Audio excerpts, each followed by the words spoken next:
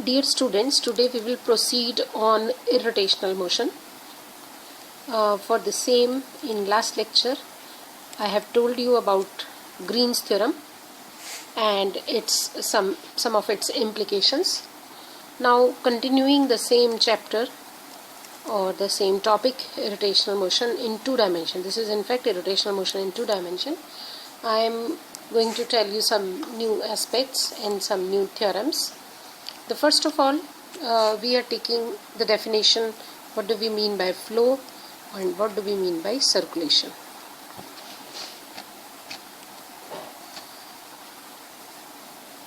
First of all, you have not to be confused between circulation and rotation. In rotation, a fluid particle rotates about its own axis, while in circulation it rotates or it revolutes about some another body. You can just think about the revolution and the rotation of Earth. When Earth revolves around the Sun, it also rotates about its own axis. So its motion comprises of the two, rotation as well as circulation. So both are quite different things, both are quite different concepts. If I want to define circulation, I have to take some closed body around which there is the movement like this,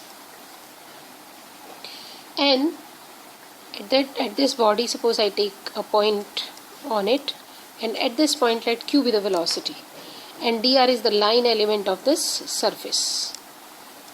Suppose this is dr is the line element of the surface. Then because the circulation means the motion is along the curve, that means the motion is along the tangent to the curve, along the tangent. Circulation is defined as line integral q dot dr, and this is the closed curve C. This is the closed curve C bounding this surface.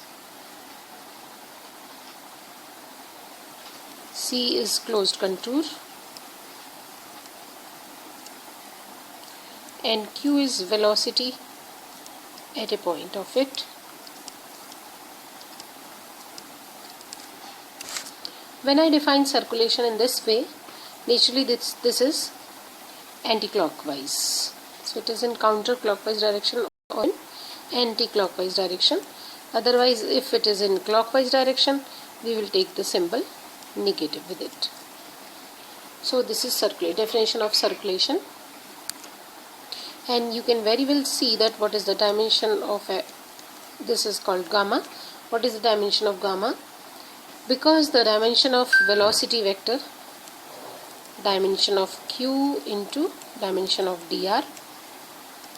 Dimension of q means the dimension of velocity, which is meter per second, and dimension of dr is naturally representing the length, so its dimension is also in meter. So it is m square upon s. This is the dimension of gamma. And in terms of this dimension, we can also define the lift force, lift per unit span. This is defined as rho, q and gamma again. So rho has the dimensions of kilogram per meter cube, kilogram volume per volume, and q is again mass per second, gamma is mass square per second, so finally it is kilogram second square. So it is the lift is a force, and naturally we are getting the dimensions of force for it. Now if I move from, suppose I am taking a point A here and a point P on the same curve, and I want to move, I am moving from A to P, then I will give it the definition of flow. What is the flow? When fluid moves from A to P, then flow is defined as is equal to A to P q dot dr. It is the line integral, but it is not a closed along. It is not the line integral along a closed contour. and since it's anti-clockwise, I have put in the positive symbol, and because to the P I may go from this path also, so in that sense, flow again of the fluid from A to P may also be defined as minus A to P Q dot dr for this another path. Now we take a case. Suppose this is the circulation and this is the flow. Now suppose your flow is irrotational. I have told you earlier that if flow is irrotational, even then there may be circulation. So let the flow be rotational.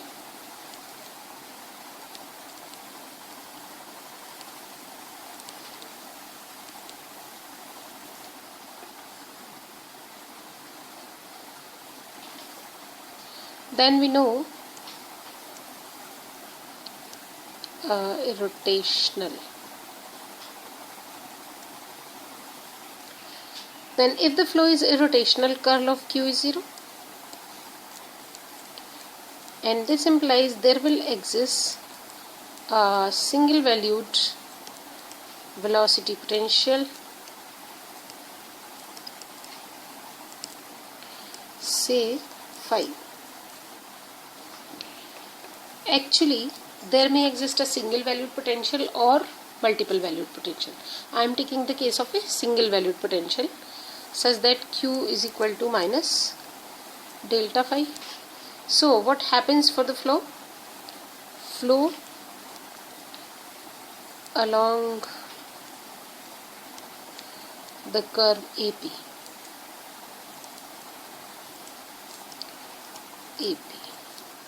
is equal to A to P Q dot dr, and it is A to P. What is Q? Q is minus delta phi dot dr, and it can be written as A to P d phi with negative symbol, and after integration I get phi for A and P, and this is phi A minus phi P. So it is giving us a very beautiful result that the flow along a curve can be determined in terms of velocity potential. How? If you want to find a flow along a curve, then you just find the difference of the velocity potentials at the two end points. So what is the result? This is equal to difference of velocity potentials at the end points. Actually, this case I should take later as one case. I will say curl of Q is 0 implies there exists a velocity potential function. I am neither saying about its single valued or multiple valued, rather there exists a velocity potential function phi. Okay. Now if I take a particular case, if this is rather only the single case, if the curve is closed. Now your AP was not closed, it was just a part of a contour. If the curve is closed and phi is single valued, now there is the importance of single valued here, phi is single valued, then what will happen? Phi A will be equal to phi P because both are the same points. A will, because A coincides P, and phi is single valued. So at one point phi will have only one value. That is why phi A and phi P will become same, and therefore this 3 implies flow along closed contour. What is the definition of flow along closed contour? This is gamma is equal to 0 because both are same, and this AP is converted into a closed curve. So it gives us a result that if the contour is closed and the flow is irrotational in such a way that there exists a single valued velocity potential, then circulation around the closed contour will be 0. Here you have to put one thing in your mind, that we have also find what was flow across the curve in terms of stream function. This is flow along the curve. In our previous articles we had told you that if I want to find what is the flow across a curve, that means what is the flow in the direction normal to the curve, I have found the result that was equal to psi A minus psi P. That means it was the difference of the values of stream function at the end point of the curve. But now in this case, this is again the difference of the values of potential function. That was of stream function. This is of potential function. So if I want to find what is the flow along a curve, this is important. There it was across the curve, here it is along the curve.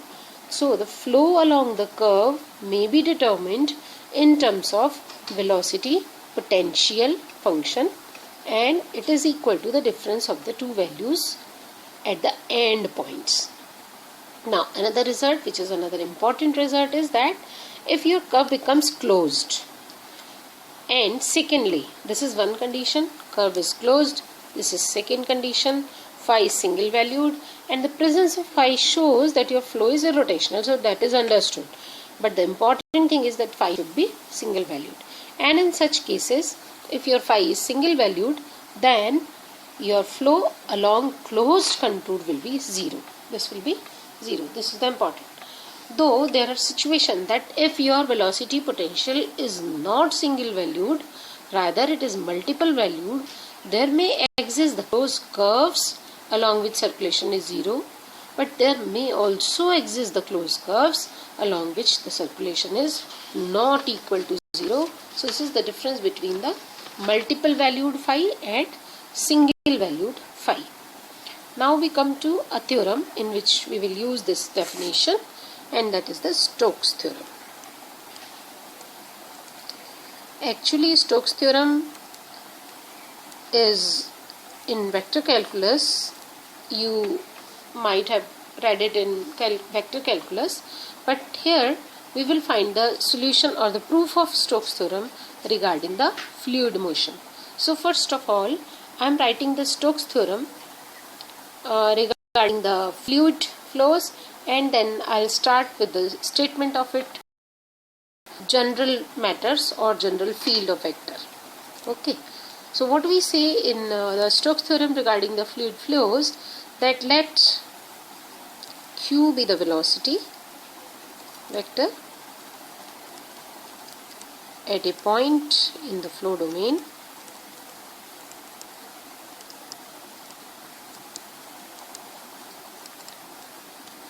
omega be the vorticity vector, curl of q,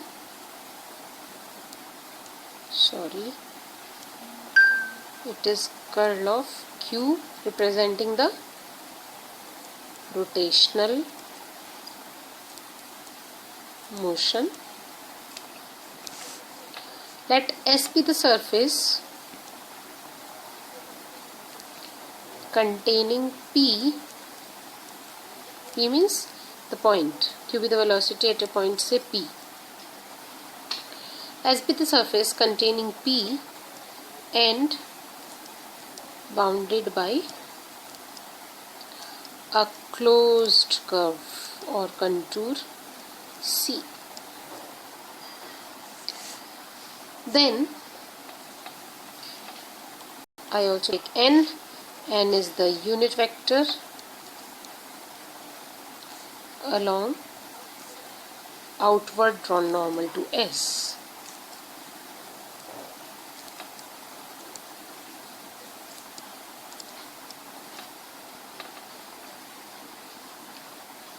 then q dot dr along the closed curve C is equal to curl of q dot ds. This is the surface integral. I may write it in double integral as well. This is the line integral and this is the surface integral, or in another sense I may say gamma is equal to, because it is the definition of gamma, gamma is equal to curl of q may be replaced by omega ds or omega dot n ds. I have told you earlier that if I write dot ds, it is representing the vector position, or you can say it is representing the surface together with the normal hidden itself. And if I write dot n ds, that simply means that n is a vector, omega is a vector, and then ds will be written as surface element, and so it is not a vector in this case. Now gamma is circulation, as I defined you earlier. This is circulation, and S, we will take it to be counterclockwise. It is understood it is counterclockwise. So I have to prove it. You may write where gamma is the circulation. I don't know what happened to my notepad. At this stage it always gives a very bad writing, bad handwriting. Gamma is the circulation around C, and electron normal is taken as positive, so I'll say that taken in counterclockwise direction.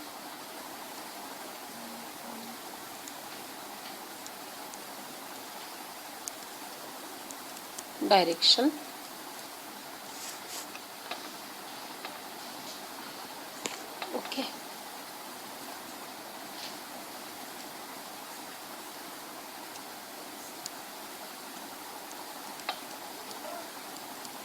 Direction. Okay. Now first of all we will see that what is Stokes theorem.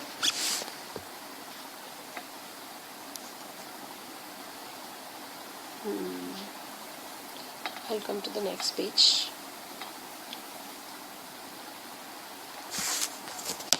Wait for a minute.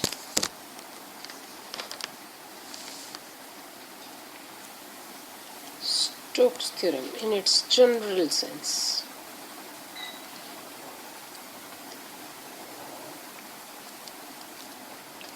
It says that if S is a piecewise smooth orientable surface in R cube. This is talking about the Stokes theorem in 3 dimension with the boundary C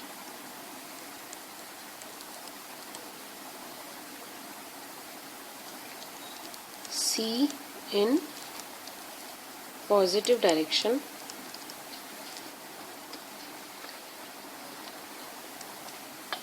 let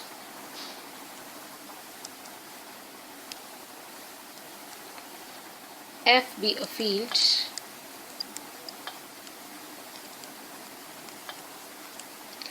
given by F is equal to P, Q, R. These are the 3 components of this field belonging to C1. This simply means that the partial derivatives of P, Q, R are continuously differentiable, partially and continuously differentiable. P, Q, R are partially and continuously differentiable in a domain containing S. Then line integral along the closed curve C, f dot dr is equal to curl of f dot ds. So if you look at the Stokes theorem which I wrote earlier, and in this Stokes theorem the one difference is that there this f is replaced by q, and there this Stokes theorem is implemented on the circulation. So naturally there I wrote curl of q, so it is converted into a concept based on rotation. Okay. Now first of all, I am saying that it is piecewise smooth.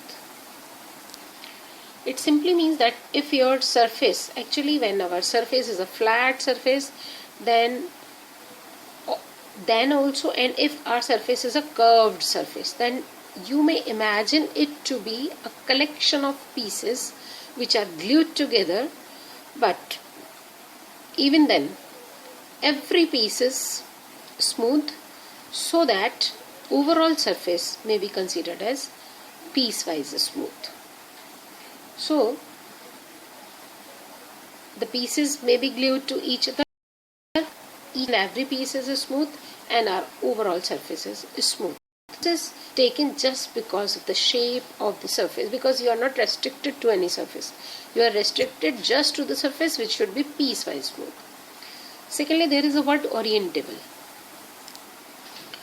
I know that you have heard this word orientable so many times, but I would like to explain it with the help of a very simple example. Suppose you take a strip of paper. You just fold that strip of paper in such a way that you get a ring. Then once you take some normal in the outward direction of that surface, you consider some normal, and you move on the surface, move on the ring shaped surface of it, you will see that from the point where you started your journey and throughout your whole journey, your normal will remain as the same, pointed towards outward direction. It will not change its direction throughout its journey. So it is called the orientable surface. Suppose you are taking the same strip of paper and you fold it like a ring, and at the time of folding it into a ring, you just give a twist onto it. If you give a twist on it, then you will see that if you start your journey from one point with your normal in the outward direction, then at the place of the twist, when the twist will come in your journey, you will see that your outward normal will convert into the inward normal. So that is not called the orientable surface, that is called the Mobius surface. So we are considering the smooth orientable surface so that we can consider a fixed direction of normal to be positive, or we can very well use the mathematics regarding the normals having the same direction. So in Stokes theorem you have to take a piecewise smooth orientable surface. Further, I would like to say a few words about the boundary, which I am using again and again. Suppose you are having a flat surface, then in that flat surface, you know what is the boundary? Your boundary is the outlines of that surface. And now, suppose your surface becomes the curved surface, then what would be the boundary? I am just drawing. Suppose this is your curved surface, this is your curved surface, which was flat at one time, then what would be the boundary of this? One which was like this. This was the boundary, this was the boundary, this was the boundary, this was the boundary, and this was the boundary. Now it is converted into a curved surface, from this flat to the curved surface. Then still these four parts which were originally the boundary when it was plane, is this still the boundary, but now it will take certain shape. And this is the closed curve, which we again and again say that a surface bounded by a closed curve. This is the closed curve or the closed contour which is bounding the surface. Okay. So I'll draw it according to my theorem. These are just the few concepts which I want to tell you before going to the proof of Stokes theorem. Okay. And one more thing is that whenever you prove the Green's theorem, your surface is always plane, and whenever you prove Stokes theorem, your surface become a curved surface. So in this theorem, if I replace F by Q, then what happens? Then this implies, what was the number in the previous page? Oh, I have not given any number, so I may put it 1. So 1 becomes that this C Q dot dr is equal to S curl of Q dot ds, and by our definition this is gamma. Gamma is equal to S omega dot ds. But in the reference of the fluid, I would prove it. This is not the proof of the theorem, rather we will prove it, this relation too. So for that, what I'll do, you know that this hole is the surface, this is the surface, and this is the boundary. This hole is the boundary. So first of all, I would divide this surface into small meshes. So come to the next page, then I'll tell you with the help of a big picture. You see, suppose this is a surface, and in this surface you just draw like me.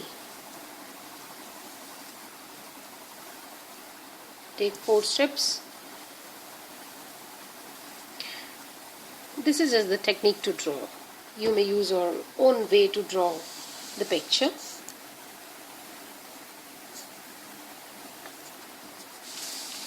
I have joined these two anywhere, and then these two anywhere on the remaining surface,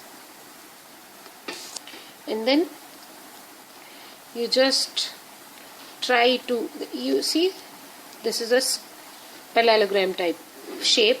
I just want all as triangles. So if I join these two, this will be a triangle. If I join these two, this will be a triangle. And now I would try that how should I draw it so that I get the triangles. So I may draw it like this. So similarly I may join it like this. So you see, in this portion now I am having all the triangles. Similarly, if I join it, I'll get triangles. So I may join it here, I may join it here, I may join it here, and then here. Again you are getting all the triangles. Next, this one, this one, this one. So join these, join to this line, similarly join to this line. And in this way you are getting a mesh of triangles on your surface. These are very, very small triangles which we are getting on this surface, and you pick any of the, suppose this is the triangle having a point P such that the normal to this point, this is the normal, n is the vector along the normal to P. And now I have to discuss the Stokes theorem. So what I would do, I would take this particular mesh. Okay. So to take this mesh, again we will trick. How will I draw it? I'll draw it in such a way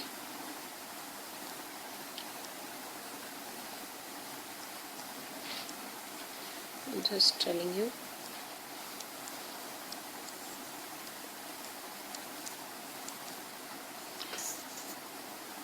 You see, this is your triangle. This one.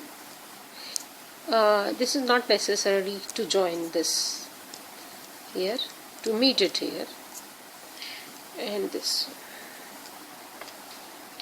So how we draw it? We we draw our meshes, we'll take these points as, by the way this point is here but it may be here. This is the point, like if it is P A, P B and P C, and these are D, E and F. So this is taken in such a way that your PA is delta X, PB is delta Y and PC is delta Z. These are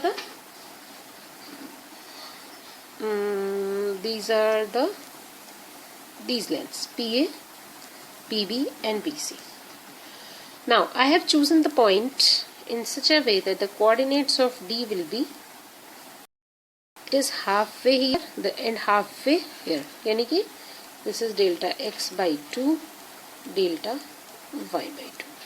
If I talk about E, so as E is lying in, this is X, this is Y and this is Z. It is lying in YZ plane, so I may very well write it to be delta Y by 2, delta Z by 2.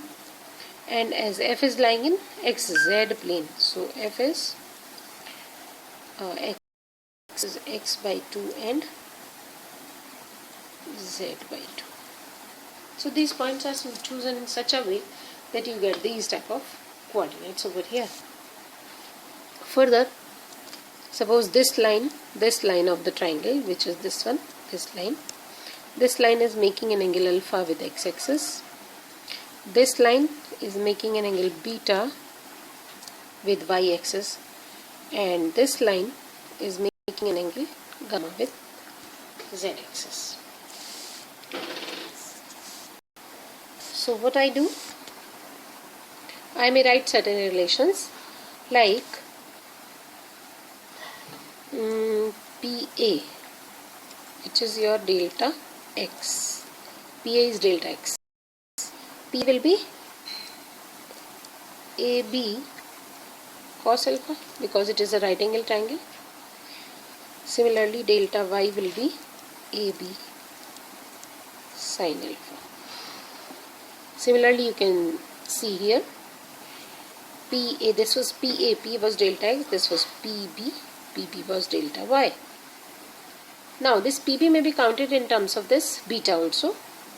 That means delta Y will be BC cos beta and your delta Z will be BC sin beta. Similarly, again this edge delta Z, this is delta Z. This delta Z may be defined in terms of gamma, and it will be AC cos gamma, and this is delta X is equal to AC sin gamma. These are certain relations which will be used later.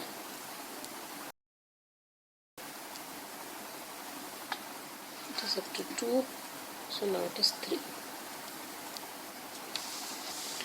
Now one more thing. Suppose at P, your velocity components be U, V, W.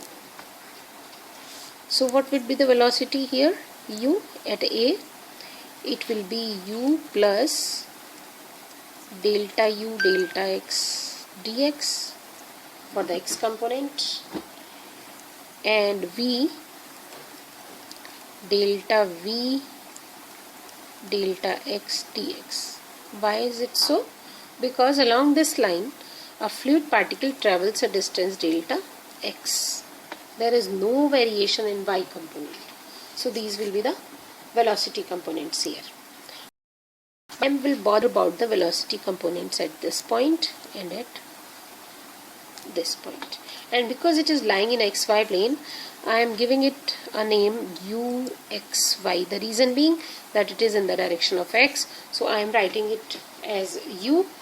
It is in the direction of y, so I am designating it as v, but it is lying in the plane of xy, so I am saying it to be xy. Don't be confused with these suffixes, with the suffixes which we used in stress strain analysis. Now what will be this ux5? I am writing just one. This ux5 will be u is here, so u plus half, because it is travelling a halfway, half delta u delta x dx plus half delta u delta y dy. Understand? Similarly, I may write the vxy. This vxy would be v plus half delta v delta x plus half delta v delta y delta y. So it is the y component. So in this way I can count uxy, I can calculate vxy. Similarly, I may take the velocity components at this point. Naturally, one will be in y direction and one will be in z direction. So, because it is in y direction, I am giving it the name v, and it is lying in yz plane, so it is v by z. This is along z, so it is w y z. Now, as you wrote about uxy and vxy, similarly we may write about wyz and vyz. At this, I will again have two components, one in x direction, so it is u, lying in xz plane, so it is uxz, and it is along z direction, so it is w, and lying in xz plane, so it is wxz or wzx. You may write anything for w or for any of the velocity components. So now I would write by symmetry. I'll write all the velocity components because these will be required in this analysis, and I would need this diagram at the last of the picture. First of all, I write velocity. I have velocity at d. Velocity at d is u plus half delta u delta x dx plus half delta u delta y dy.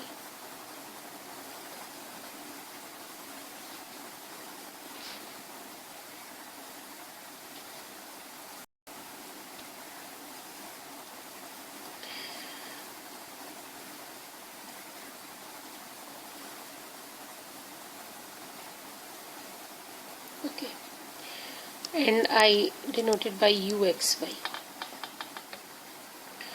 Likewise, I will write uxz because I am having u at two places, uxy and uxz, and I'll write just below it.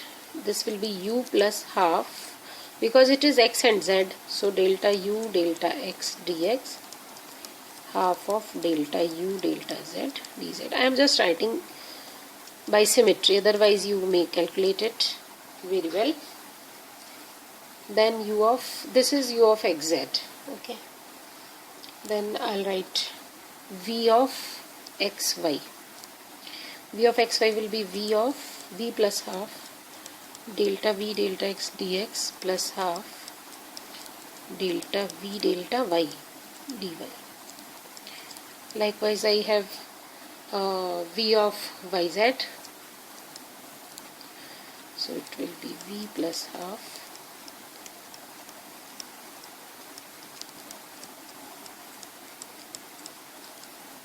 okay. Now I'll write for w. For w, I have wzy and wzx.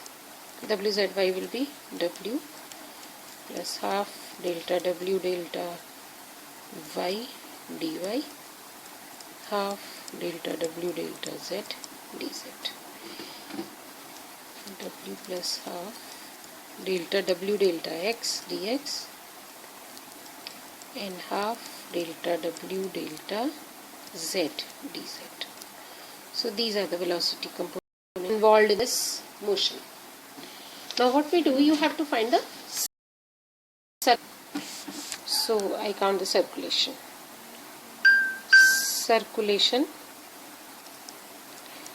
along an element. So basically you are talking about the flow and then you will talk about the circulation. So I am writing it as d gamma. You just look at the picture.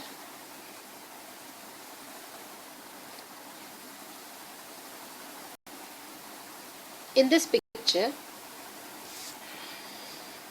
if I am calculating the circulation, I need q, that means velocity component, dot dr, that means the line element on which it is working.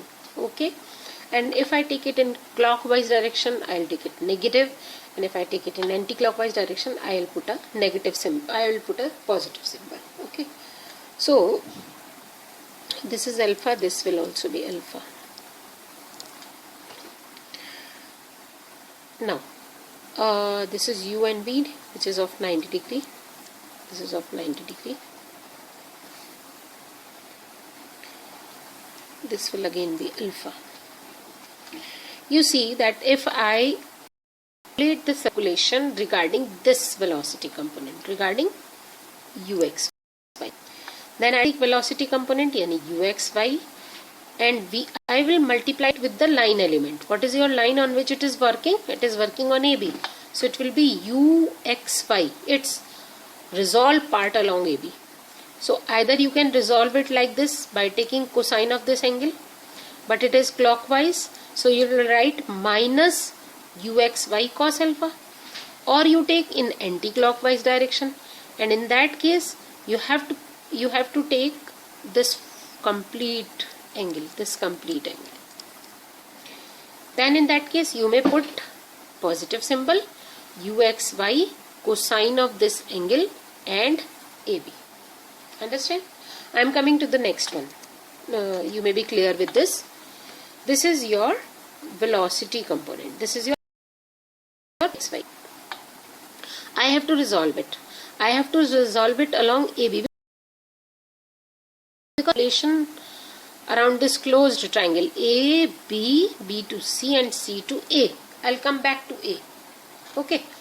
So if I am calculating the circulation, definition of circulation is q dot dr. So q means the velocity component, dr means the line element. So what is your velocity component here? It is vxy. Multiply this vxy. First of all, you have to take the velocity along. Okay. So I have to resolve it. Either I take vxy into this angle and put the cosine with this. This will again be alpha. This angle is also alpha. This is alpha. This will be alpha. I am rubbing this one so that you may not be confused. So vxy cos alpha. If I write vxy cos alpha, I am going in this direction. So I will put it with positive symbol. Multiplied by dr means multiplied by AB. Similarly, I will count vyz. I will count the contribution of wyz. I will calculate the contribution of this one and this one. Take vyz. Either I take this one, resolving, because I have to calculate the circulation along this, or you go to this angle, total angle. So vyz, cosine of the angle, if I am taking this one with negative symbol because you are going in clockwise direction, into BC. Similarly wyz, take this angle. So wyz, cosine of this angle and BC. Again for these two also. So I am calculating the circulation. This will be d gamma is equal to uxy cos pi minus alpha AB. As I told you earlier that I may take it in anti-clockwise direction or in clockwise direction. This I have taken in clockwise direction.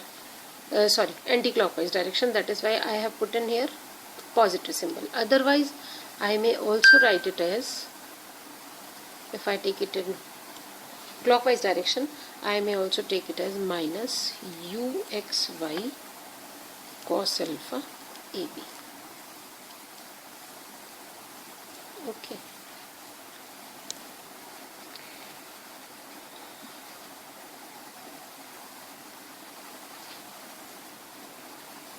Then vxy cos pi by 2 minus alpha ab. Next is minus vyz. What happens again and again? Vyz cos of beta bc plus wyz cos of pi by 2 minus beta bc, then minus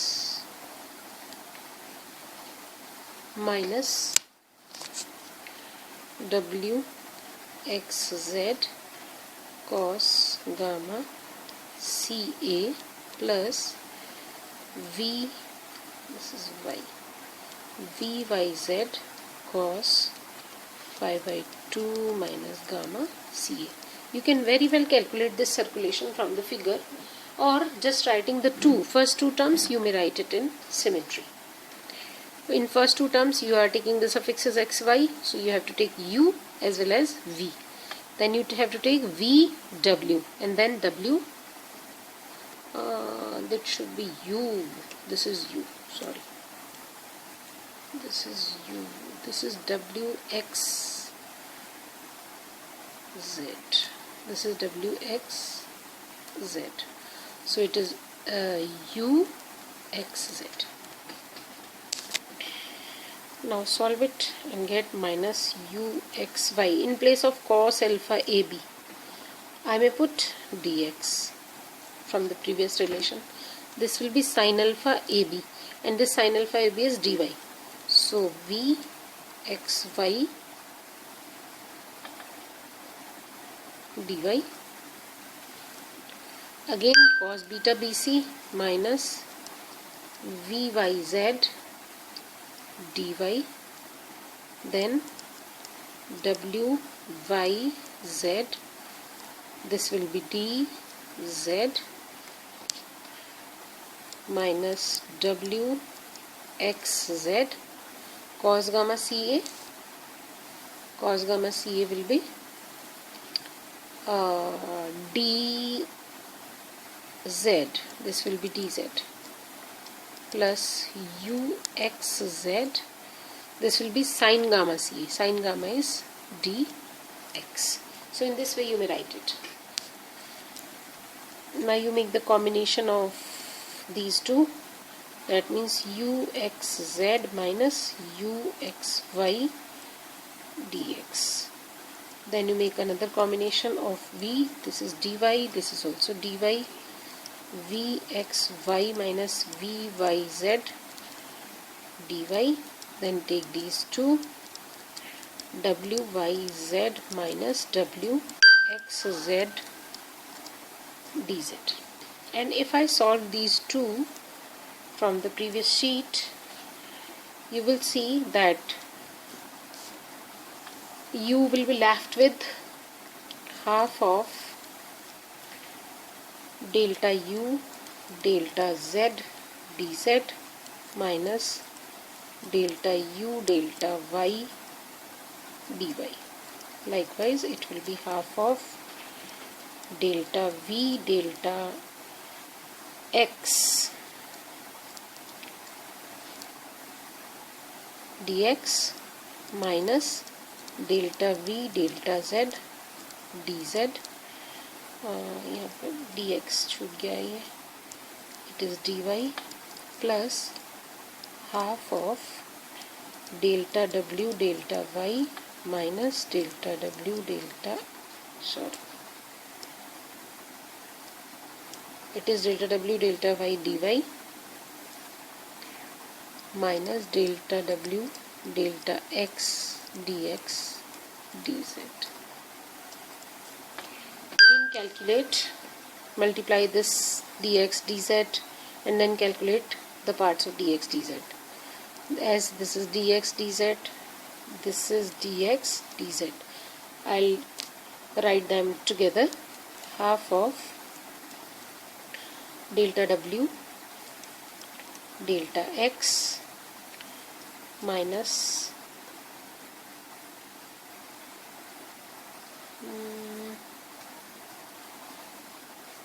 it will be with opposite symbol.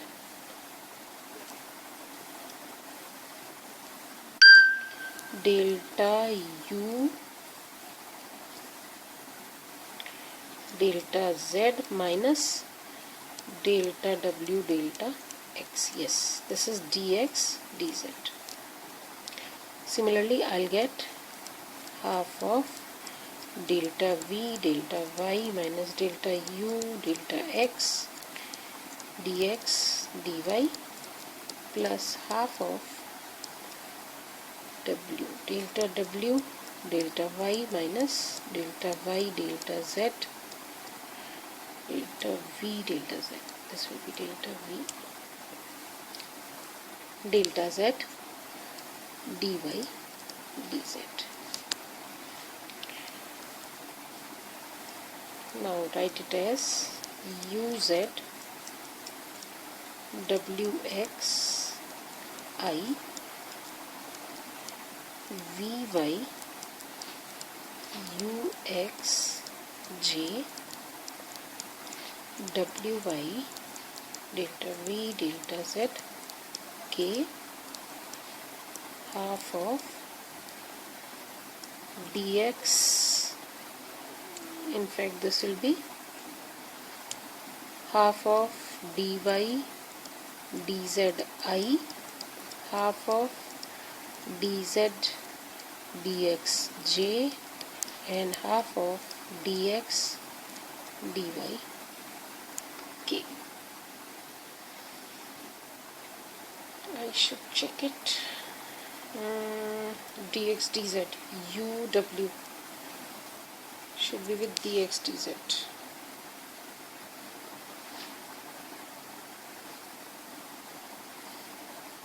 No, I think here is some mistake.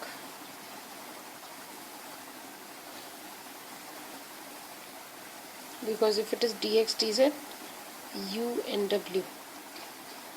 Actually, u v w. Actually, this one is with I. I have to rub it.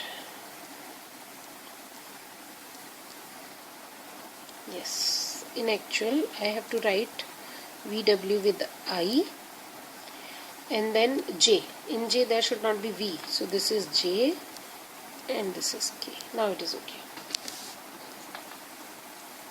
And this is nothing but curl of Q.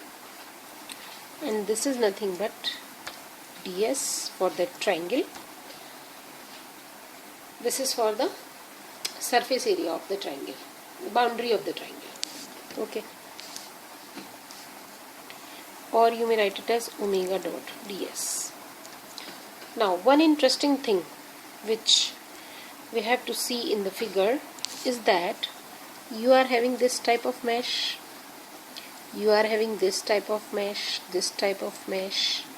So, you are taking circulation in this way, anti-clockwise direction. Suppose you take circulation for this mesh. This will be like this, this and this. So whatever you count for this will be cancelled for this. Likewise, if you take the circulation for this, anti-clockwise, that means you will go like this, this and this. So these two will be cancelled.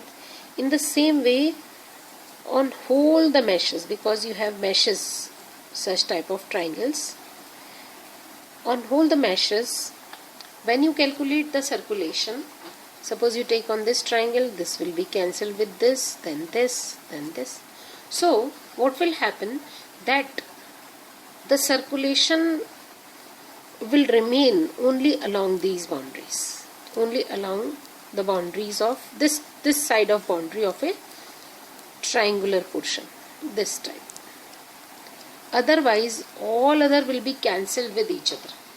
So we are left with gamma is equal to curl of q dot ds. For what? For outer boundary, for this boundary only. And this may be written as omega dot ds by Stokes theorem. So this is all about Stokes theorem. The main thing is to draw the meshes and then to calculate the circulation in such a way that you are just left with the circulation around the boundary of this closed surface S. So it is all about Stokes theorem. Thank you so much. There is a very small theorem about the permanence of circulation theorem. You may see that from this statement, suppose I say that once your motion is irrotational, then your circulation, once your circulation is zero, it will remain zero forever. You see, you have here omega is equal to curl of q ds. Suppose your flow is rotational, so curl of q will be zero somewhere in the flow domain. And because your surface is arbitrary, so curl of q will remain zero for each and every point of the surface. This simply means that curl of q is zero everywhere. In first instance, you said that curl of q is zero somewhere in the flow domain, and now you are at the position when your curl of q is zero everywhere.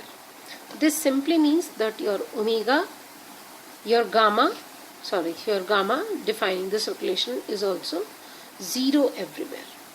And this is called the permanence of irrotational motion, which you can see in your books like a corollary. Okay, so thank you so much.